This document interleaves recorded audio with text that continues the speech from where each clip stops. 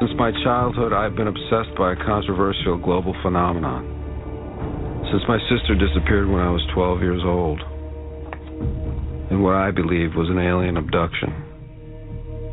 My obsession took me to the FBI, where I investigated paranormal science cases through the auspices of a unit known as the XFiles.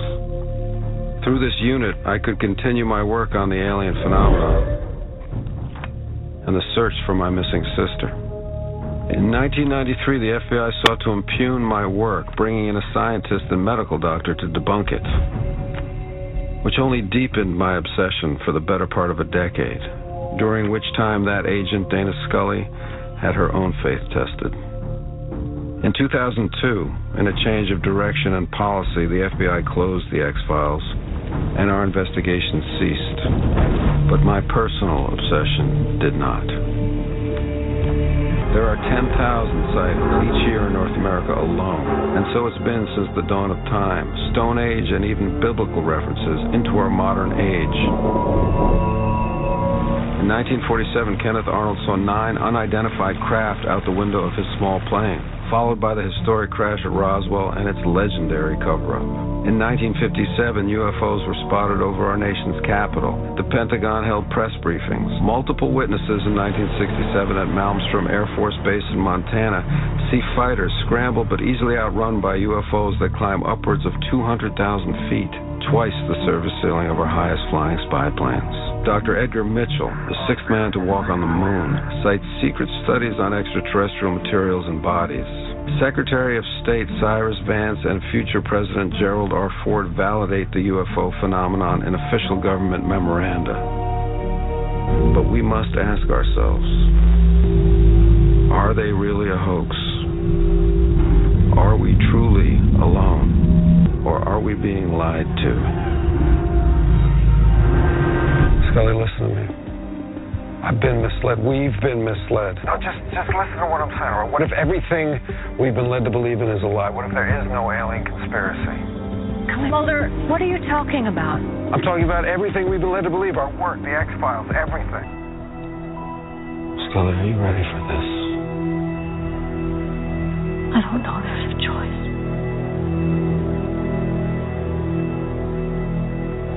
We have a small problem. They've reopened the X-Files.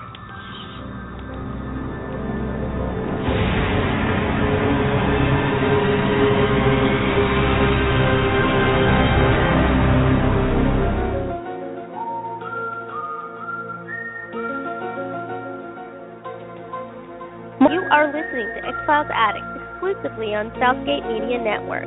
Join Christy and Dianne for the latest news, interviews, and breakdown of each new episode from the fans' point of view of Season 10 of The X-Files. X-Files Addicts, bringing you a new perspective on the government conspiracy to hide the truth.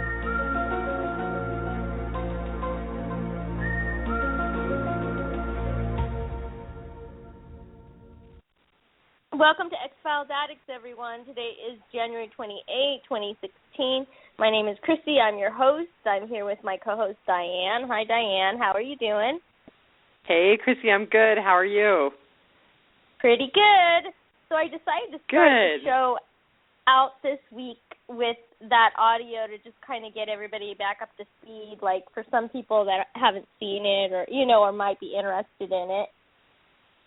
Oh, and with 2 episodes to cover, that is such a treat. Well, we'll see. We'll see. I did the mythology part of it. I'll put that on in a little bit here, so to kind of give everybody an idea about what it's going to be this season. Excellent. But we I have just a few items of news. First of all, it trended X-Files. Hashtag X-Files trended on Twitter for 24 hours straight.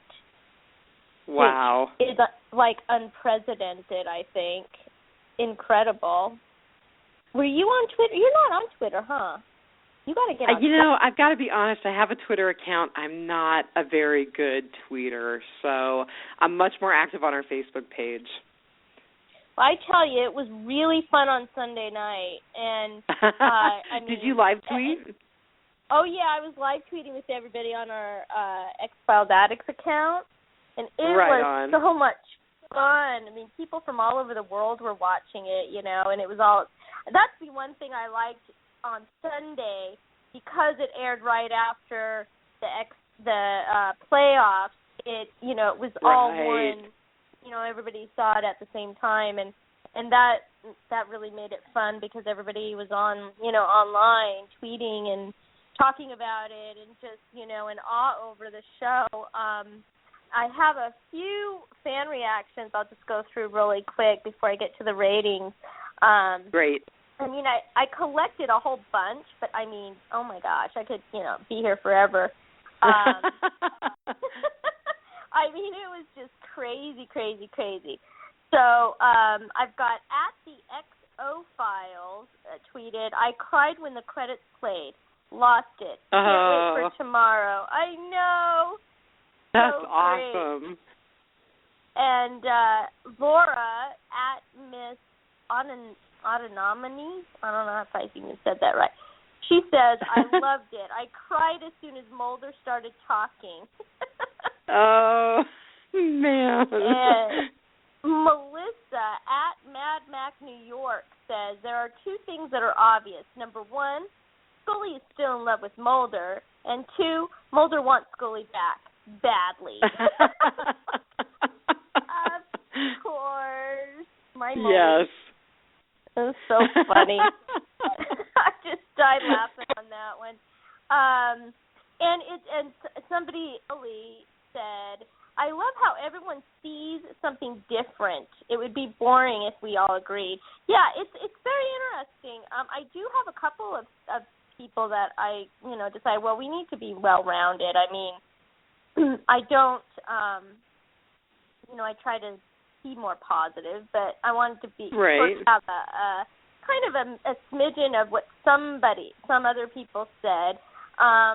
They said, let me see, where was it? I just had it. At Harmony and Gray said, I also felt the acting was weak on David's side and the female guest. She did like a huge thing. Basically, she says, hold on. Didn't care for the info dump. Well, that was one of the things I liked. Cringed at the fabricated melodrama between Scully, Chad, and Mulder and Bethana. Individually and together, Mulder and Scully felt OOC. The special effects were worse than most episodes from the 90s. I don't agree with that. Oh, my God. I know. There wasn't enough tension conflict in the first half of the episode to make it truly engaging, and I could go on and on. That's not to say I didn't enjoy some things, but overall, it was just a bit better than IWTB, which I don't know what that is, and that's not a good thing. I do feel the last 10 minutes made up for some of this, and the preview for next 6 episodes was compelling enough to watch.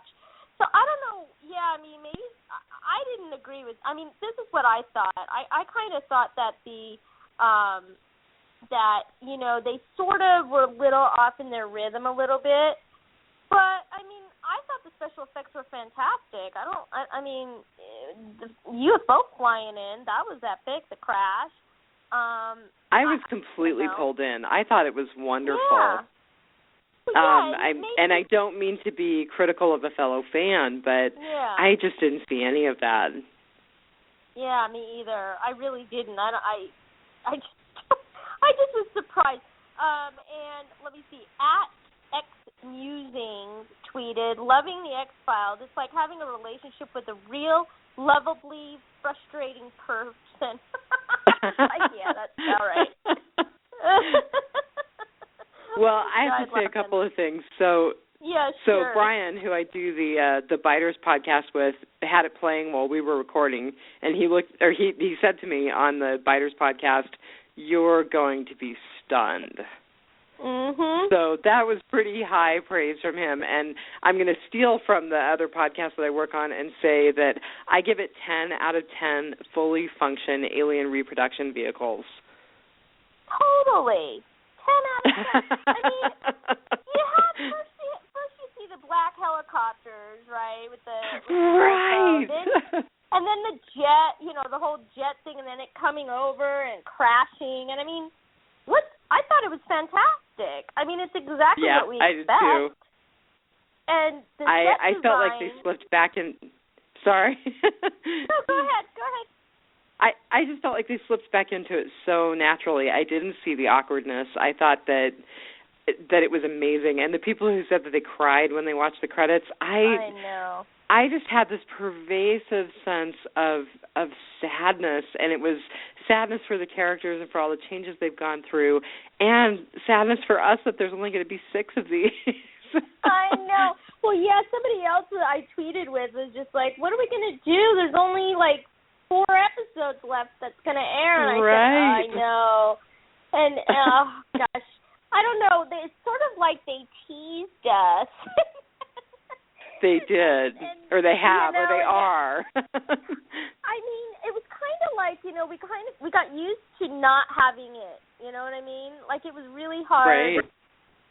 Definitely it was hard for me after, the series finale. And then, I mean, I liked the standalone movie, but it just wasn't the same, But I just felt like, they're just trying to maybe gauge and see. I mean, my thought is that if we do get a season 11, hopefully, fingers crossed, they'll do maybe a 10-episode one.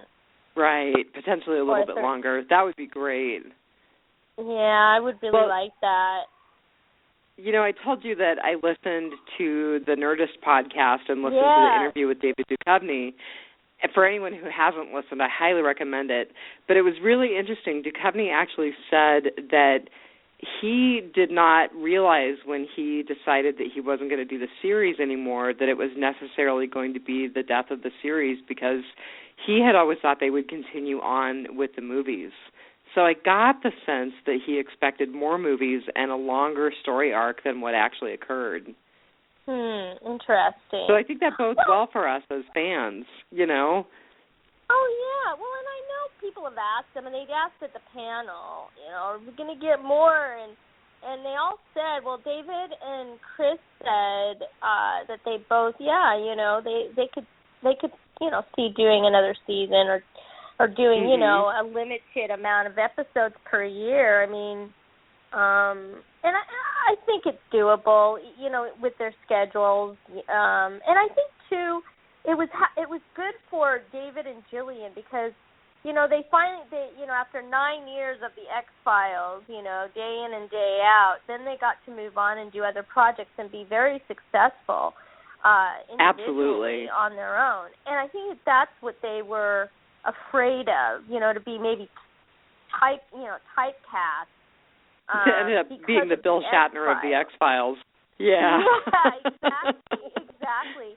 But luckily that wasn't the case. I mean, they're both extraordinary actors, and talented. I mean, you can't get any better than that. And I think too, with the fact they have respect for each other, both, I think that makes a huge difference coming back. I agree. And revisiting. Yeah. So I mean, I'm confident about season 11, but fingers crossed. I think. Well, if the ratings are the key, which I think they are, the show actually. Okay, so the initial readings. Okay, first of all, there was the DVR debacle. I mean. Everybody I felt so bad. There were people on Twitter that were like, oh, my God, I can't wait to get home to watch the X-Files. And they didn't realize only half of it recorded because of I'm telling you, you should have seen me. I was just like, why can't they don't need to do the after show. I mean, we were waiting for I just was like, seriously? I mean, patting everybody on the back. Whatever, you won. Let's move on. Give them the trophy. Let's move on. Spoken like a true X-Files fan and not a football fan. Well, I'm just, and I mean, I'll follow the Seahawks here in Seattle a little bit. I mean, once they're in the playoffs, of course, I was following. But I'm not like a hardcore football anything. I mean, I'm more a baseball fan than anything. So I was just like, oh my God, just stop talking, stop interviewing people. That is so funny. We were all going crazy on Twitter. It was hilarious. And I ended up, because of being fairly remote, watching it on iTunes. So fortunately, I missed that. Oh my God, you lucked out because it was torture. I mean, it was like the worst thing what they should have said is 9:30 or 10:30, and then oh well, I guess they can't predict it, but still. But oh my goodness, it was a little bit of a letdown. I felt so bad for people that were coming home and realizing only half of it had recorded, and then they had to wait, till it was up on Hulu or iTunes or whatever. So anyway, but initially the ratings for Sunday, the live ratings was 5.1, but the show had adjusted up to 6.1 in the 1849 demographic by the end of it all. So 6.1.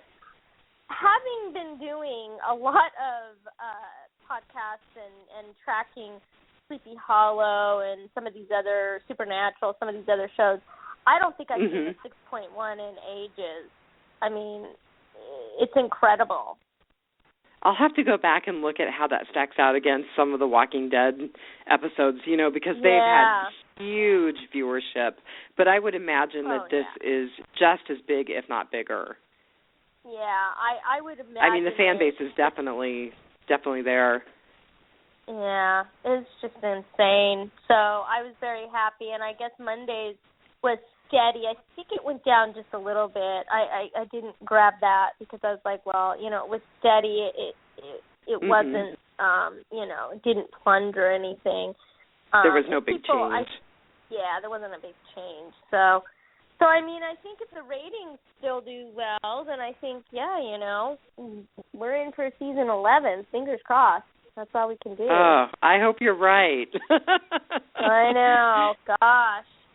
Well, okay, so let's talk about episode 1, My Struggle. It was written and directed by Chris Carter. Which was perfect.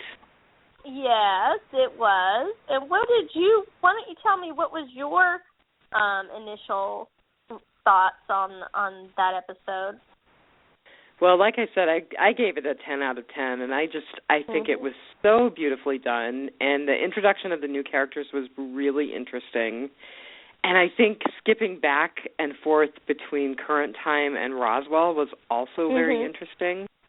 I don't know about you, but I thought that Scully and Sveta were kind of mirrors of each other, and I thought that Mulder and the doc from Roswell were very much mirrors of each other. So it was kind of interesting flipping back and forth between those.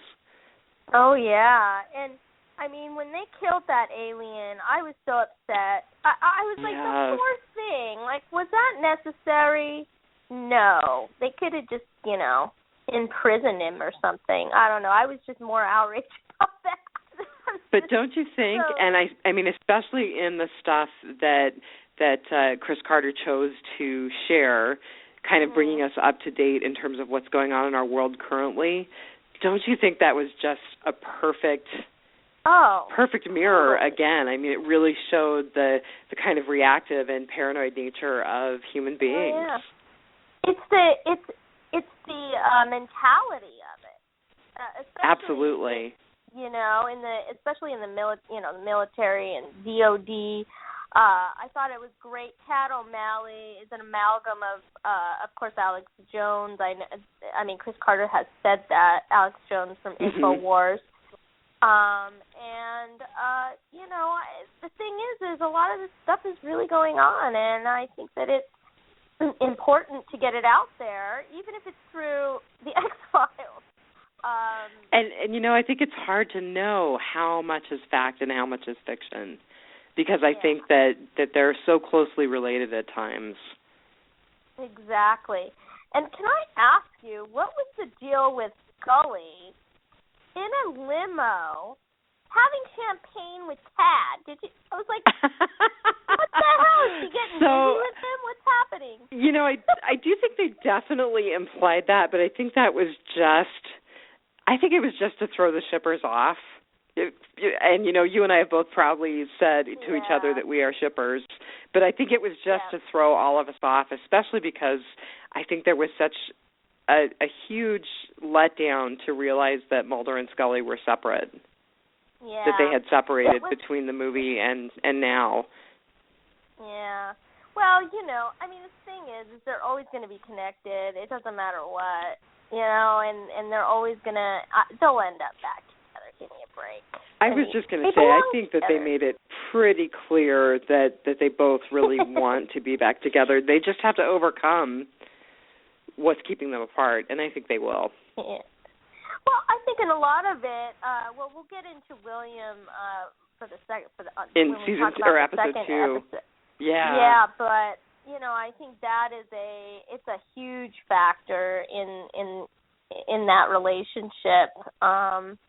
And I, you know, getting past giving him up, and Scully has, you know, obviously has guilt, and you know, but we'll talk about that in a minute. But what did you think about Bethana? I mean, you know, I agree with you. It did mirror Scully and her, and I thought it was very interesting that, you know, she has alien DNA, and so does Scully. So what do you think about that? And I thought it was very interesting that Scully would drop that bomb drop the bomb that she didn't have it without having the backup data. I mean, she knew those other tests were pending. So I'm not sure what her motivation was in terms of shutting her down. I think she was just not wanting to be involved in that kind of. I think that's probably a good call. She was looking to shut it off again. Yeah. And I mean, Mulder made some great digs at her. Go ahead. Yeah. No, go ahead. He just made some really good digs at her about, you know, her saying what was it, you were tired of being submerged in UFO culture or something like that, and he just made several digs about her decision to leave the relationship. So I think you're right. I think that by closing off Sveta, that was a way for Scully to continue to try to keep that door closed. Yeah, and it's not going to, well, obviously by the end it was wide open. I mean, Sveta is an honor. They got to her. Do you think so? Well, do you think she's dead? I think the ship got her before the car exploded. Well, yeah, I mean, it just makes more sense I think we'll see her again. Yeah, I think so too. I mean, they can't just leave it hanging like that. It's going to be interesting to see what they do with that kind of. It's sort of like a, you know, what is it? It's an end that they need to tie up again. So we'll see, hopefully. Well, listen, I wanted to talk a little bit more about the facts fused with the fiction, but I want to play the mythology audio that is basically explains what the mythology is this season. So I'll play that now, and then we'll chat a little bit more. That sounds awesome. The tentacles reach far back into the last century. But it wasn't until victories in Europe and Japan and the onset of the Cold War that political and economic conditions became perfect for actual execution. A conspiracy bigger and more secret than the Manhattan Project, more odious and far-reaching. No sooner had we defeated Germany than a new threat started appearing in skies over America, drawn to Earth by the latest threat to extinction, the H-bomb. Explosions acting as transducers, drawing alien life forms through wormholes in spaceships using electrogravitic propulsion. Advanced extraterrestrial species visiting us, concerned for mankind and the threat of our self-destruction, forestalling our annihilation through their own self-sacrifice, and crashes at Roswell, more importantly, places like Aztec. World leaders signed secret memos directing scientific studies of alien technology and biochemistry. Classified studies were done at military installations S4, Groom Lake, Wright-Patterson, and Dulce. Extracting alien tissue. Tests were done on unsuspecting human subjects. And elaborately staged abductions in craft using alien technology recovered from the down saucers, including human hybridization through gene editing and forced implantation of alien embryos. Why do such a thing and lie about it? Our own government. Your own government lies as a matter of course, as a matter of policy. The Tuskegee experiments on black men in the 30s, Henrietta Lacks. A government hiding, hoarding alien technology for 70 years at the expense of human life and the future of the planet. Driven not only by corporate greed, but a darker objective. The takeover of America. And then the world itself, by any means necessary, however violent, or cruel, or efficient. By severe drought, brought on by weather wars, conducted secretly using aerial contaminants and high-altitude electromagnetic waves, in a state of perpetual war, to create problem, reaction, solution scenarios to distract, enrage, and enslave American citizens at home, with tools like the Patriot Act and the National Defense Authorization Act, which abridge the Constitution in the name of national security. The militarization of police forces in cities across the U.S., the building of prison camps by the Federal Emergency Management Agency with no stated purpose, the corporate takeover of food and agriculture, pharmaceuticals and healthcare, even the military in clandestine agendas to fatten, dull, sicken, and control a populace already consumed by consumerism. And I encourage you all to go shopping more. A government that taps your phone, collects your data, and monitors your whereabouts with impunity. A government preparing to use that data against you when it strikes. And the final takeover begins. The takeover of America. By a well-oiled and well-armed multinational group of elites that will cull, kill, and subjugate. Happening as we sit here. It's happening all around us. The other shoe waiting to drop. It'll probably start on a Friday. The banks will announce a security action necessitating their computers to go offline all weekend. Digital money will disappear. They can just steal your money? Followed by the detonation of strategic electromagnetic pulse bombs to knock out major grids. What will seem like an attack on America by terrorists or Russia. Or a simulated alien invasion using alien replica vehicles that exist and are already in use. An alien invasion of the U.S. The Russians tried it in 1947. You can't say these things. I'm going to say them tomorrow. It's fear-mongering, claptrap isolationist techno-paranoia so bogus and dangerous and stupid that it borders on treason. Saying these things would be incredibly irresponsible. It's irresponsible not to say it. Yeah, well, there you have it. What are your thoughts? Yeah, go ahead. No, you go.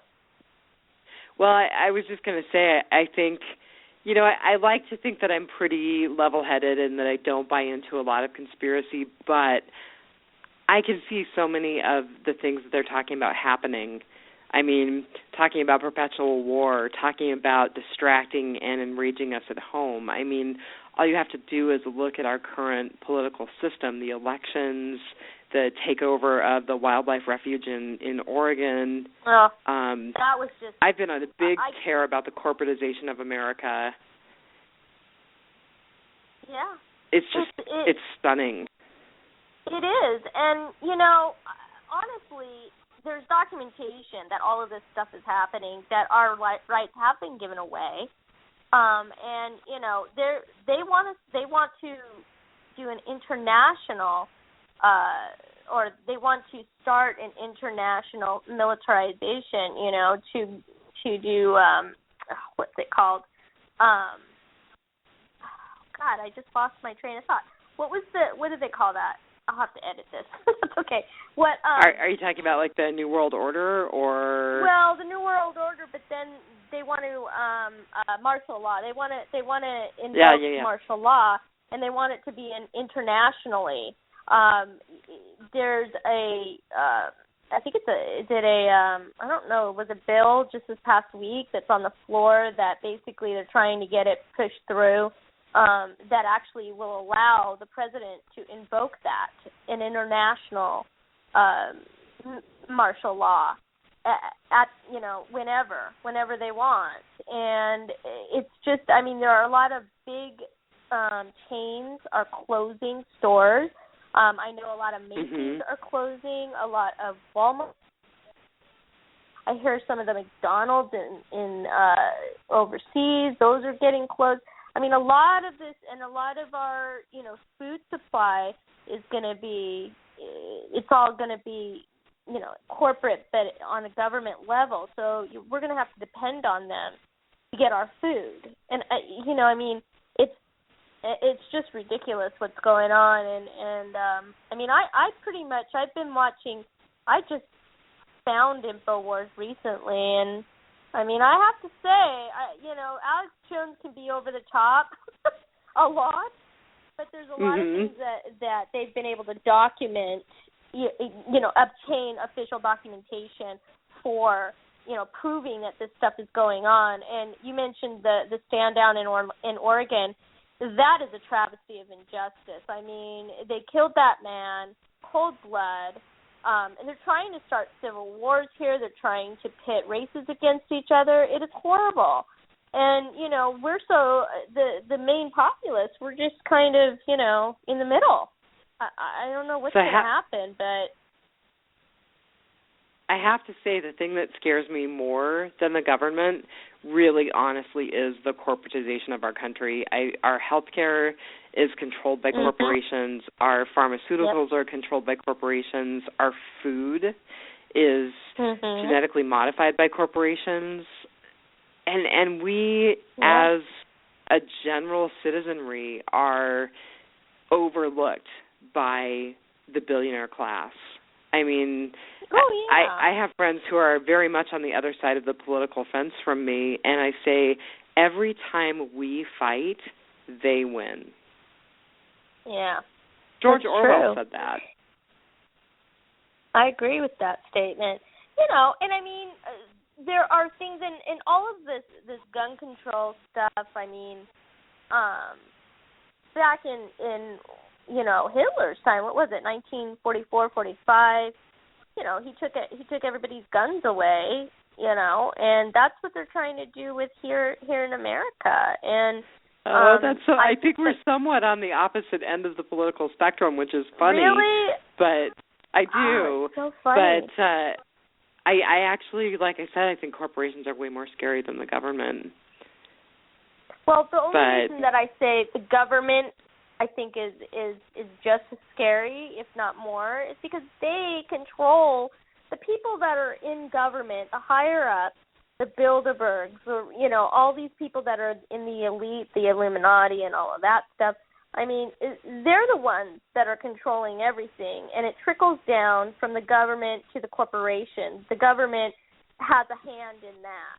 And, that's so funny because I actually think it's just the opposite. I think that the corporations own the government. Oh, that's funny.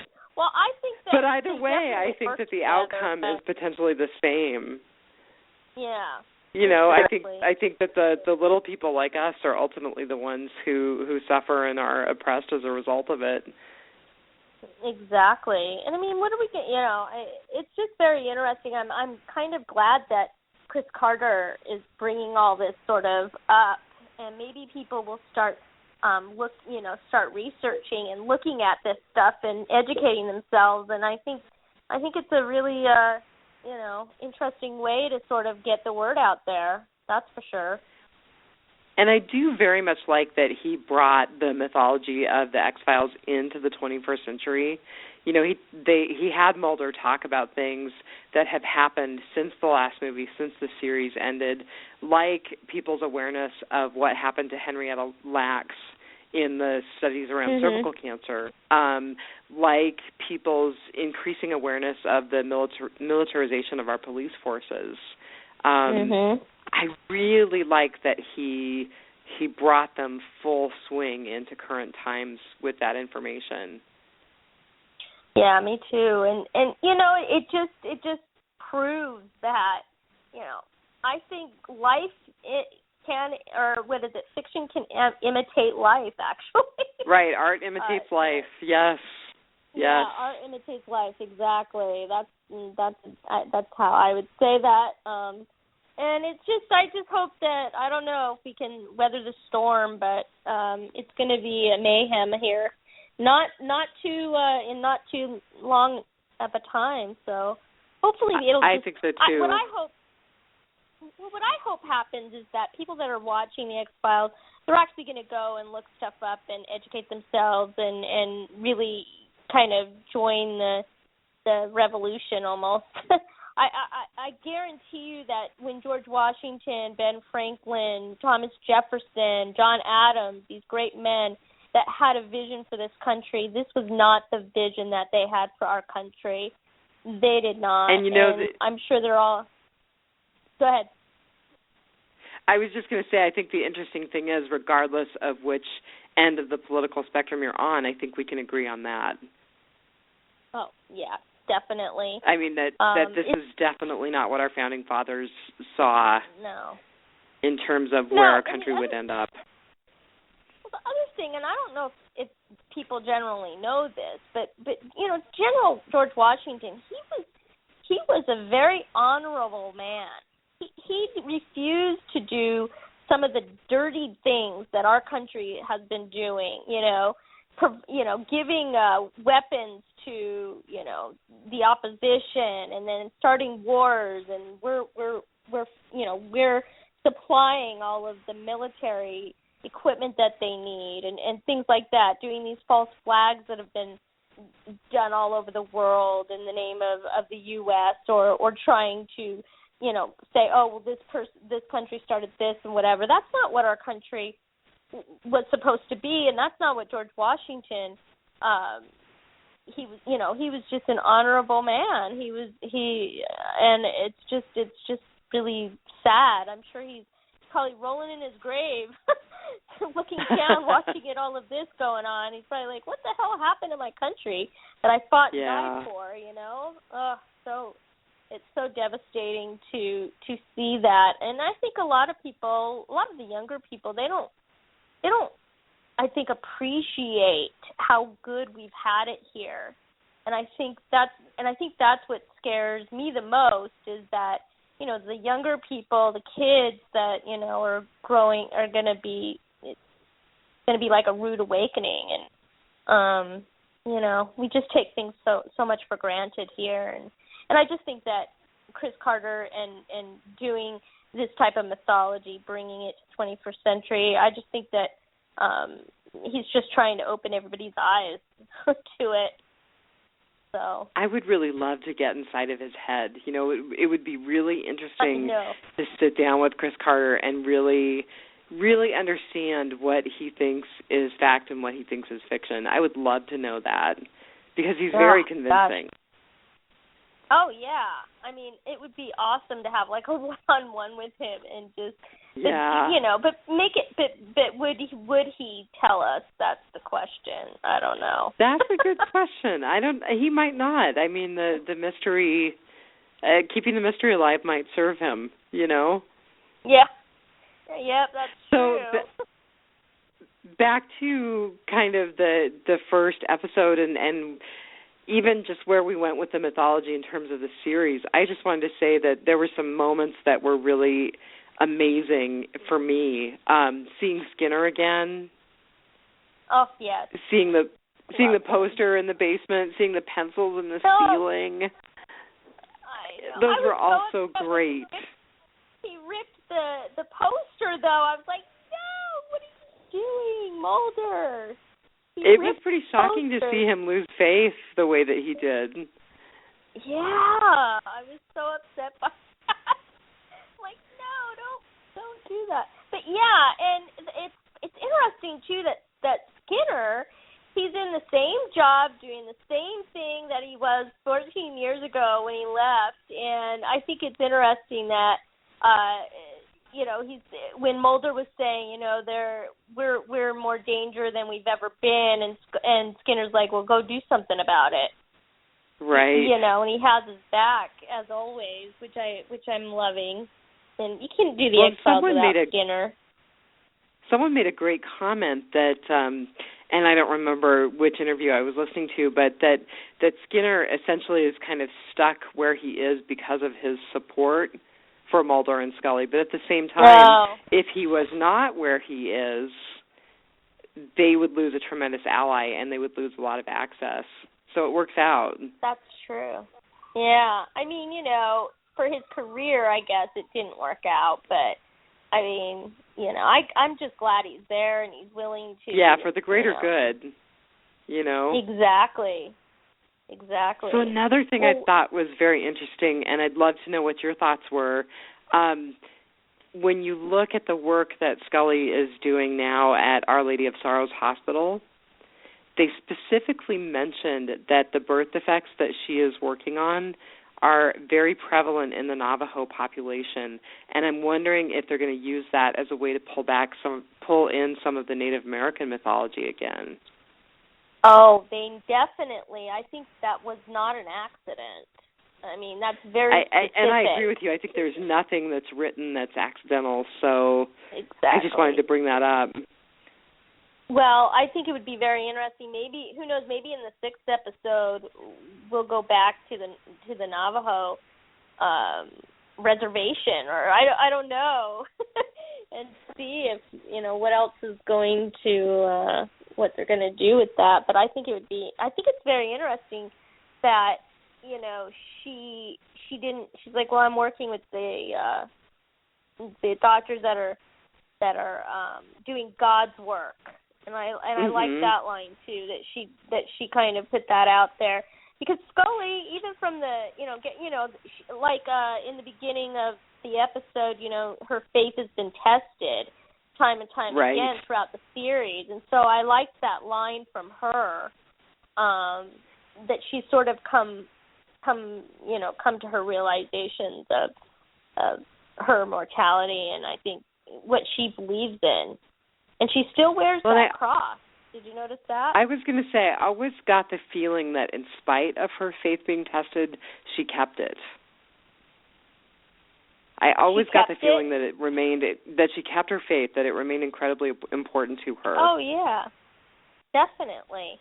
And I think, too, after losing William, she has had to do a lot of soul searching. And I think that's you're right. She left. I think that's another reason she left Mulder, and she just needed to sort of deal with her demons, so to speak, and you know, maybe, and hopefully, fingers crossed, we'll see how the end is, but they'll get back together. I have lots of confidence on that. Well, let's talk about episode 2 now, Home Again. It was directed by James Wong. Oh, my gosh. Oh, wait a minute. Founder's Mutation, right? Founder's Mutation. And I'm telling you, I mean, I was catapulted right back into the series. Like, it was total XFiles. The flashlights came out. I was like, woo-hoo, we're back in it. And it was very, it was just, anyway, tell me your thoughts on it. What did you think about it? So I rated this one a little lower, but still really high. I rated it 9.75 out of 10 wills that would have been. So I still think it was really good. I love it. It wasn't quite as good, I think, as the very first one, but it still kept me very engaged. And it explained a lot of things and I think created more place for us to go. You know, it's definitely driving the mythology and the story forward, and I think it answered some questions. I mean, one of the things that you and I were talking about is who's going to take over for the Syndicate, because they were all killed. Yeah. And the Department of Defense is taking over for the Syndicate. Exactly. I mean, you know, boy, those guys, I'm not liking the DOD at all, even though I don't like them in real life. I am not liking them here. I mean, well, you know, and Doug Savant, I was glad that he was in it. He's fabulous, of course. And, you know, I've got to be honest, I haven't really watched anything else that he's been in, so I did a little reading about him tonight. And it sounds like he has a very stellar acting career behind him, not just including this little bit. Well, I've been following him all the way to Melrose Place. Oh, wow. That's how I feel. Yeah, so it was I've been a fan of his for a very, very long time. Right on. So it probably felt very good to see him again. Mhm. So what else were you going to say? Really, sorry, I cut you off. Oh, no, that's okay. I really liked just their use of different things. Like, you know, they pulled us in by watching this guy kill himself because of what he was hearing and what he was perceiving that no one else could perceive. And then we see Mulder experience the same thing, and I thought that was really well done. Oh, yeah. And, I mean, the minute that the Black Crows gather, you know something's up. Yeah. Yeah, that was really cool. It was a really nice effect, and it definitely created a very eerie feeling. Well, what do you think about, I thought it was fabulous. Mulder comes into the scene after, you know, they find Sanjay, and what does he want to know? Why was he in the secured server room? He's trying to get the hard drive, and, of course, the DOD take it from him. Right. You know, and I thought that was really, I mean, it was a totally Mulder thing. You know, he's more interested in what was he doing in the room versus, you know, why did he kill himself? And his clever little list of the phone, that was awesome. Oh, I loved it. And then he was talking about he's old school. I mean, trying to figure out, you know, how to use the phone. Right. Funny. It's just great. And, well, let's talk a little bit about Molly and Kyle. Wow. Wow, indeed. Geez, I'm telling you, they finally figure out that Kyle is the one that has this ability, but he can't change it. He can't control it. And of course they realize, it's this. Oh my gosh, the mother has the baby, basically cuts the baby out, and the baby crawls out of her stomach. Oh, that was a really crazy. good effect. I like that. I was like, oh my God, what the hell? And but it was creepy. And that character was sorry. Yeah, I mean, you know, and then and this is how they found her and everything like that. It was just, I thought she was like catatonic or something at first until she threw the apple with such precision at the cat. I was like, what is this? I did too, you know, when Scully was like, she hasn't talked for 45 minutes or something like that, I thought, I wonder what's going on with this lady. And then the story was just so terrible. You know, and we see Sveta's story, and we see Scully's story, and that kid that they met at the hospital at the area for pregnant women. I mean, we just, Agnes, I had to look her up. Agnes. We just see that over and over and over again, that repeated story of these women being violated and their babies being taken, you know. Yeah. And all for what? I mean, I guess what they're trying to do. I mean, what I don't understand is this: they obviously achieved what they were after with Mulder and Scully's baby. I mean, William. I guess we might as well bring William up. And you know, it was just heartbreaking when Scully's asking Mulder, "Was I just an incubator?" And you know, his answer was, "You were never just anything to me, Scully." So that was just adorable. I agree. But, yeah, and then she has fears that William could possibly be genetically altered. What could he be going through? He's 15 now. You know, it was just that whole thing, tying it all in. So I just kept going back to Essence and you know, season 8, Essence and Existence. Those 2 episodes while I was watching this episode, just thinking back on, you know, her pregnancy and what she went through. And then I never quite understood what that woman. Remember the woman that was trying to give her like some special vitamins or something? And I vaguely remember that. It's been a long time. Oh, wow. I just watched them a little while ago, So that's good for you. Yeah, I did the whole got to get back into. I mean, I wanted that part of it. Again, after I watched this episode, then after I previewed the episode, then I went and watched it. But yeah, I mean, can you imagine, like, what is William going through? Is he?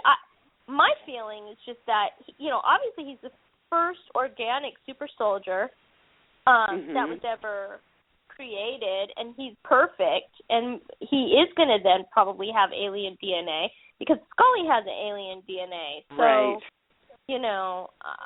I hope that we get to see more of his story, maybe in season 11. I don't know.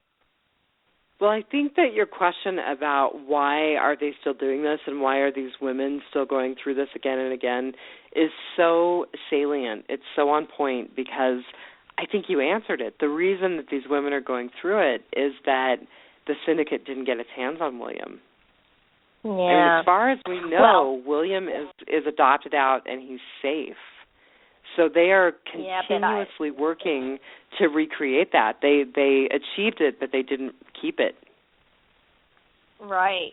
Well, I have a feeling that something's going to happen because either he's going to end up missing, kidnapped, something's going to happen, and they're going to end up getting to him. I mean, I could totally see them getting to him, getting whatever genetic material they need from him, but then also brainwashing him into, because he supposedly, I mean, I always thought William would end up being the leader of the super soldiers, of the next generation of elite soldiers, alien hybrid soldiers. And so, moving forward, if we get that, in the next year, that ought to be interesting because he'd be 16. It's a good age to start indoctrinating, I guess. I could certainly see that would be a really great way to bring him back into the storyline, too, because all of a sudden he goes missing and his adoptive parents think, we have this resource. His biological parents are this tremendous resource with far-reaching abilities. We can get a hold of them and we can find William that way. And that would be a perfect way to kind of loop that story back in.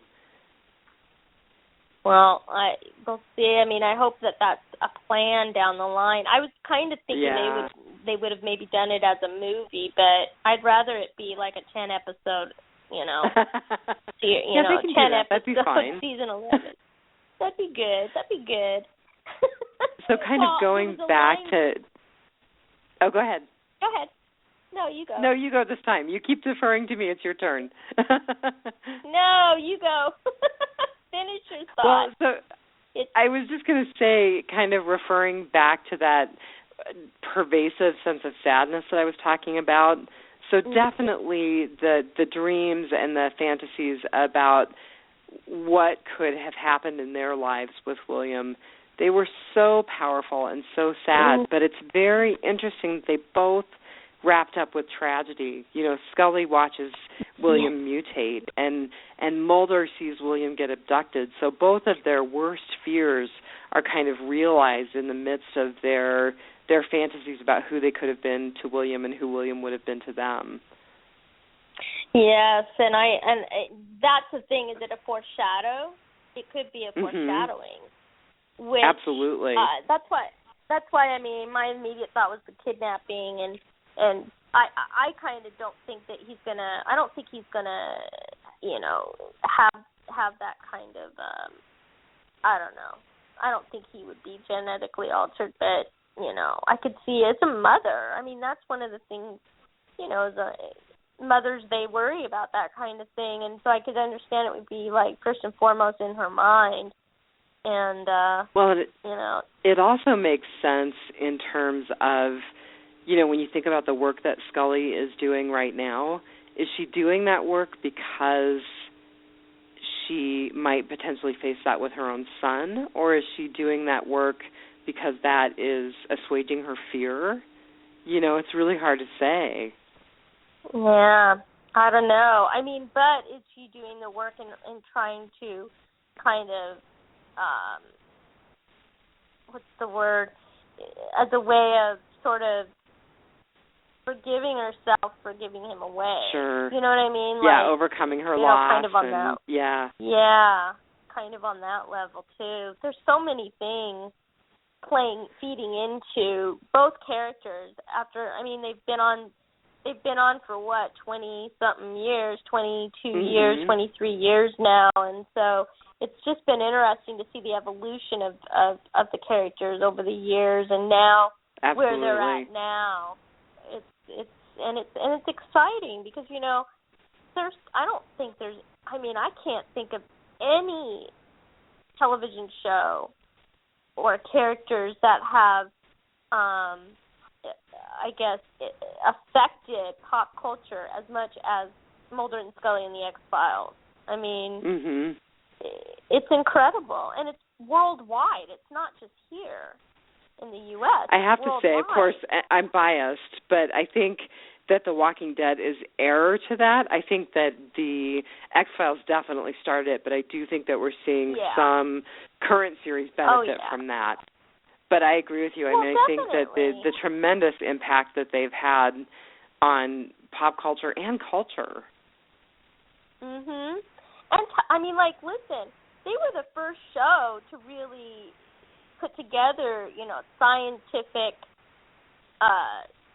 experiments and autopsies and, you know, just the whole structure of the show. They were one of the first to really delve into that, and the first shows to use cell phones. I mean, 1993, the cell phone, you know, and it was early on in the cell phone, 1993. Right. So it's so funny when I think of that, going, oh my God, you know, now we just at the touch of a finger we can just look everything up.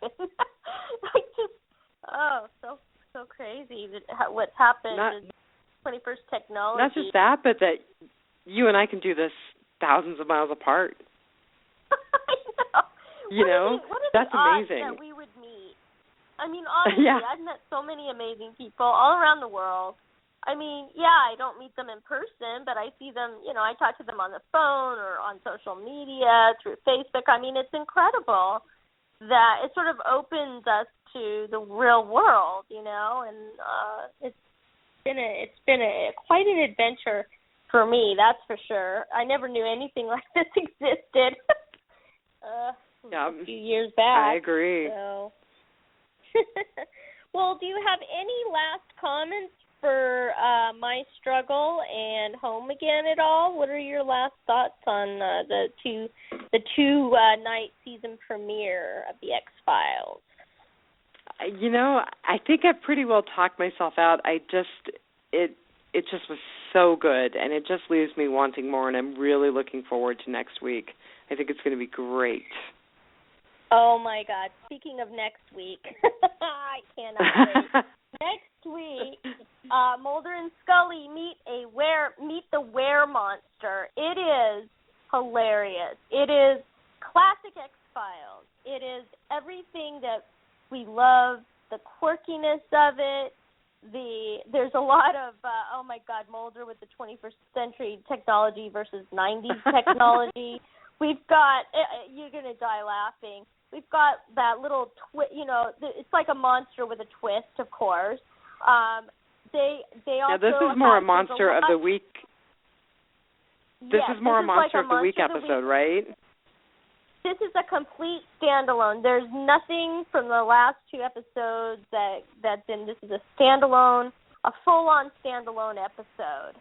And it is hilarious. There's a couple of three, you're going to die laughing when you see it, but 2 or 3 nods to the original series, the specific episodes that you guys will remember. I mean, it's, you know, it is hilarious. I mean, I've watched it 3 times already. That's how good it was. Oh, wow, and I just great. couldn't even. It's just so funny, and it's just great. So you guys are going to love it. So I guess it's on Monday, February 1st at 9?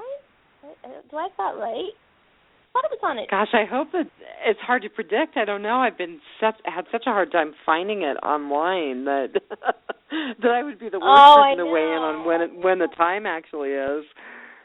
Let me But yes, we know for sure. Really we both know quick. for sure it's Monday the 1st. Yeah, it's Monday the 1st. Well, yeah, we have other things going on the 1st, but we can't talk that day. Yeah, you have some big news to share here pretty shortly. I do. Well, okay, so let me get into that. So basically, we are lucky enough to have a special guest that's going to be on our show. Hold on, I'm looking up. Does it even say on here? I don't even. February 1st, 8. Okay, it's from 8 to 9. It's 8 o'clock Monday, February 1st on Fox. All right, very good. Okay, so we have a special guest coming on our show. I'm not sure that we're going to put him on next week, him or her, I should say. But this person, we are going to run a contest that will be posted on our Facebook page, X-Files Addicts Facebook page. We're going to post it on Saturday, and the winner will get, you tell them what the winner will receive. So the winner is going to get a duplicate of the I Want to Believe poster. Yes. So if you're an X-Files fan, it's a must-have collectible. So I think it will be super cool. I have one that's being framed and put in my podcasting room. So see, and I've got mine. I got from the. I know I was just too chicken. I didn't want to give it away. I got one from the New York Comic-Con from being at that panel. They gave everybody one. I should have grabbed a couple of extras, but I wasn't thinking. I was just shocked they gave us something. Gave us one. Yeah, no, that's pretty cool. I don't blame you for not wanting to give it up. So it's a replica, people, but it's worth it. Yeah, totally. So the parameters will be posted on Saturday. I think we'll run the contest for about 1 week, and it's going to be fun. We're going to be. I'll be tweeting stuff out on. At XFiles Addicts, and we'll be posting it on our Facebook page. So, and I know you guys are going to want to hear this podcast because this guest is amazing. I'm still in shock that I was able to book this person. So. Oh yeah, I'm really excited. I think that this episode is going to be epic. It's going to be totally worth it. It will, definitely. So that's pretty much it for us, I think. I guess, yeah, just keep watching. Be sure to follow us. I mean, I'm at XFiles Addicts on Twitter, and, of course, we have a Facebook page that Dianne runs. Because that's where you're most likely to find me. All right, so we are out of here. Have a good weekend, everyone. Have a great week. Right now, we are in deep trouble.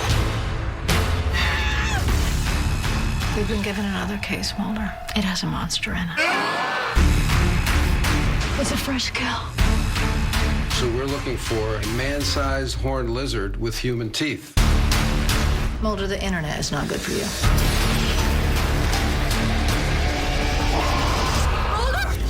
The X-Files, all new, next Monday on Fox.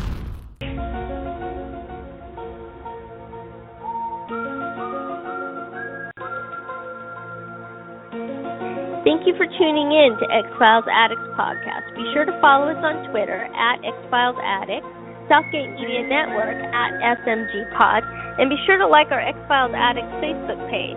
For questions or comments, email us at xfilesaddicts@gmail.com, and maybe we'll read yours on air during the next broadcast.